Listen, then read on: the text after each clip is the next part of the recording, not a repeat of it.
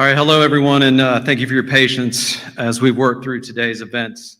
My name is Kevin Best. I'm the Senior Director of Media Relations here at Chapel Hill. We have a number of folks here with us, and a few of them will take a few of your questions and discuss today's incident.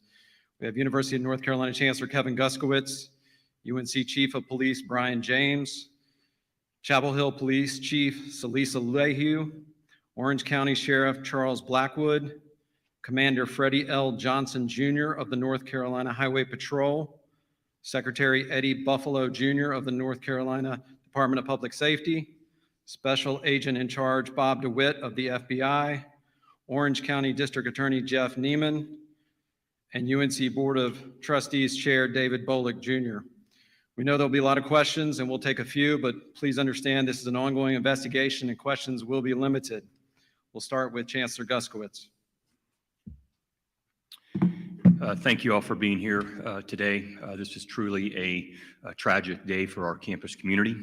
Chief James will give more details on the ongoing investigation, but this afternoon, shortly after 1 p.m., UNC police were notified of shots being fired in Cottle Laboratories on our campus. The suspect was eventually apprehended and is now in custody. I'm grieved to report that one of our faculty members was killed in this shooting. This loss is devastating, and the shooting damages the trust and safety that we so often take for granted in our campus community.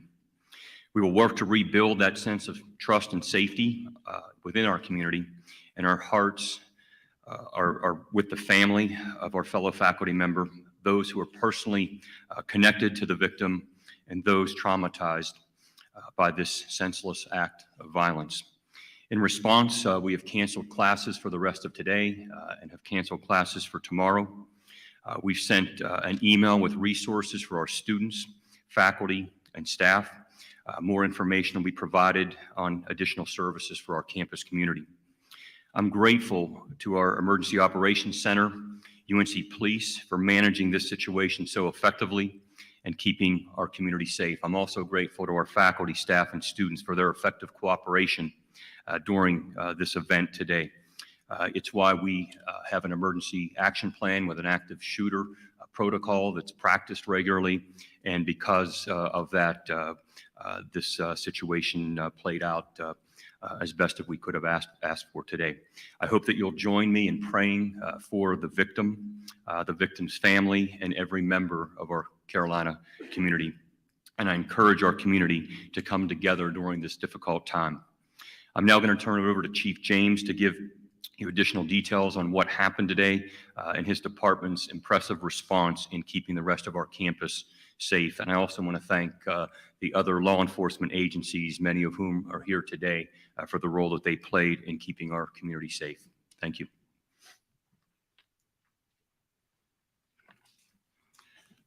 Thank you. I'm Brian James. I'm the Chief of Police for the UNC Police Department. I thank you for being here this evening. And thank you, Chancellor Guskowitz. I also want to offer my sympathy to the victim in this incident and express my empathy to the entire UNC and Chapel Hill community. I'm very sorry to be standing before you today in these circumstances. It's a day we trained for, but we hope it never comes. I know there will be a lot of questions as we try to answer as many as possible, but please understand this is an ongoing investigation, and there are many questions that we will not have the answers to at this time. I want to start by confirming, as the Chancellor did, we do have the suspect in custody from today's active assailant incident. At this time, we are not releasing the name of the suspect, as formal charges have not yet been filed. We are committed to conducting a thorough investigation, and we will provide as many updates throughout the process as we can. The FBI is providing assistance with multiple resources, including victim assistance and the evidence response team. The Cottle Lab, which is the location of the incident, will be closed until further notice as evidence is being processed. We want to ensure that we gather every piece of evidence to determine exactly what happened here today and why it happened. It is too early in this investigation to know a motive for the shooting. We will be working with all the law enforcement agencies you see represented here to uncover every fact available. That will take time, So we ask in the meantime that you continue to express your warm thoughts to the UNC Chapel Hill community. This investigation will continue for several weeks, but here's what we know right now. UNC police received a 911 call at 1:02 p.m. this afternoon reporting shots fired at Caudle Laboratory, located on South Road near the center of campus. An emergency alert Carolina was issued, and the emergency siren sounded at 1:04 p.m., notifying campus of the emergency and issuing a lockdown. Upon arrival at Caudle Labs, police discovered one individual, a faculty member, had been shot. Unfortunately, as we have reported, this person is deceased. We will not be releasing further details on that person at this time, as we are working to contact all of this person's family and will be providing them with support and resources. This is the only fatality and no other injuries were reported. Based on witness information at the scene, UNC police were able to identify a suspect, and after a search of the surrounding area, this suspect was taken into custody at 2:31 p.m. The lockdown of the campus remained while police verified the suspect's identity and conducted a comprehensive search for the weapon that was used in the shooting, which at this time has not been located. I want to thank all the law enforcement agencies who responded to assist today. Their assistance was invaluable, and we could not have responded so quickly or so thoroughly without their help. So at this time, I'll turn it back over to Kevin, and I guess we'll take any questions. At this time, like I said earlier, like the chief said, we'll have a few questions that we can take. Obviously, ongoing investigation, only so many things that can be discussed, but if you have a question, please raise your hand. I'll point to you, identify yourself, and then ask your question. Stephen Schlick, UNC's Carolina Week. We know that there's a car in the new Venable parking lot. Police did confirm to us that does have some sort of correlation to this event. Can you all speak to what kind of correlation that has to this?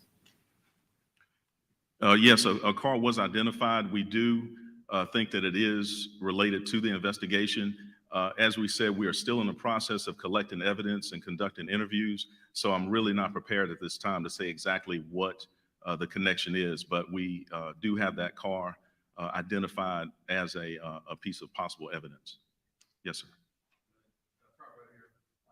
Yeah, so we heard from talking to students that they had some confusion during the day because between the time that you said the suspect was apprehended and the time that the all clear went out, that was about 2 hours, and students were being evacuated from some buildings before then, and said that they weren't really sure what to do next. Can you speak to the communication during this process and why that helped you so long? Yes, so once the suspect was identified and apprehended, we still had to ensure that this was the correct person. So there was an identification process. We did not want to put that information out at that time because we weren't sure. Also, we were receiving a number of calls around campus about possibly having other victims. There were a couple of other calls about possible gunshots. So we had to ensure that the entire campus was safe. So we had a number of officers that were on the ground doing an entire sweep of that area, also searching all the adjacent buildings. So we wanted to be sure that that the campus was in fact all clear before we issued that. So that's why there was the lapse in time. We just wanted to be sure that we had that person in custody and it was the correct person. Can you tell us the suspect and the faculty member was killed? Were they known to each other? Did they ever work together? We don't know that information at this time. That'll hopefully be uncovered through interviews of the suspect as well as any witnesses that may be available. This is the second week of school. You've got new students on campus, returning students, families all across the country are worried. What's your message to students and their families? This is really a time for the community to come together, and these tragic events sadly are happening across our nation. And again, it's why we prepare and talk about a sense of community. And so right now, that's my thoughts and prayers are with obviously the victim and the victim's family and friends and colleagues and students who are part of that department. And so we hope our students will access the resources that we're making available and come together in a really important way for the campus right now. As an observer, can you tell us about how the suspect was apprehended and where exactly he was apprehended? Were there any tips that came in? Were there any reports? So we did a comprehensive search of campus as well as surrounding areas. So at this point, I am not prepared to say how he was apprehended, but we are sure that it's him, and we were able to verify that. I spoke with several students, one of them, and this is her chancellor. She had said that the faculty had essentially told the students to make personal decisions on what to do next. She had said that she had hid in the closet. A lot of people were calling their parents saying goodbyes. I know you had mentioned that there is an active shooter kind of protocol put in place, but it seems that some of that maybe got lost in confusion today. And I know this is a scary kind of incident, but what is that protocol? And again, they were told that they needed to make a personal decision. Again, I'm very pleased with how the protocol was carried out today. I had a chance to go over, along with the provost and others, to talk with the faculty who were there in the building at the time of the shooting and some of the students. And they're certainly traumatized, but I want to commend those who were in the building, ensuring that they were doing everything possible to ensure the safety of those students and faculty and staff that were in the building. And so, again, even the best laid plans, as you know, and protocols, sometimes they don't play out as you'd like to, but I'm very pleased with what we know at this point. We'll have an opportunity to review that, learn from the investigation and questions that are being asked, and certainly put improvements to that if need be. Yes, how helpful is it to have the suspect alive? Well, we certainly want an opportunity to interview the suspect if that's possible.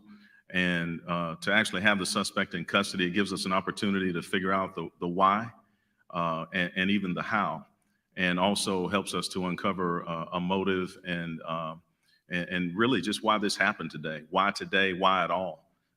And we want to learn from this incident, and we will certainly work to do our best to ensure that this never happens again on the UNC campus. And I think that that information that we could glean from the suspect is very important as we move forward. Okay, you said you're looking for a weapon. Is it a firearm? Do you know what type of firearm? Is it too early to tell if the suspect has legally obtained a firearm?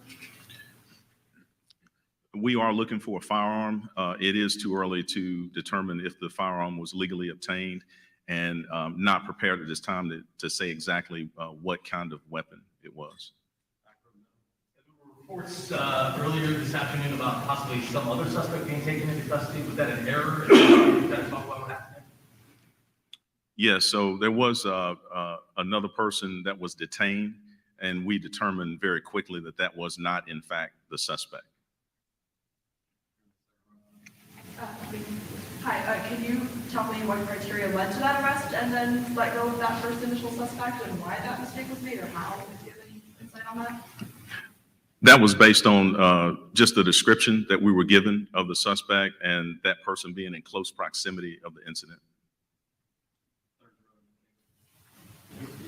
I know you said you guys are looking to speak to the suspect to try to ascertain the motive, but is there anything that you can share at this time as to what might have led to this?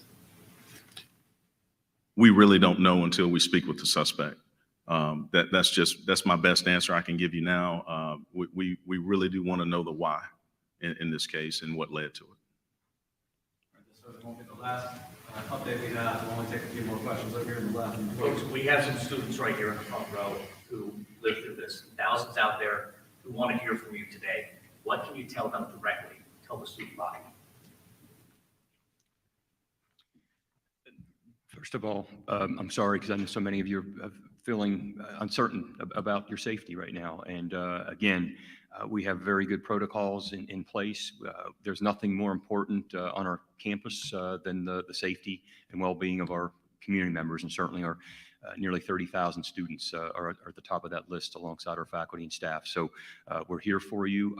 I'm pleading with you to use any of the resources that you may need, and we'll come together as a community to ensure your safety and the safety of anyone who visits our campus here in Chapel Hill. Chancellor, can you specify what kind of training faculty and students get when it comes specifically to active shooter situations? Can you elaborate a little bit on that? So we have an emergency action plan, and active shooter training is part of that. And so about a year ago, we rolled out a program by which, and I'm going to ask Chief James to say a little bit more about it, along with Daryl Jeter, who I know does an incredible job of running our emergency operations center.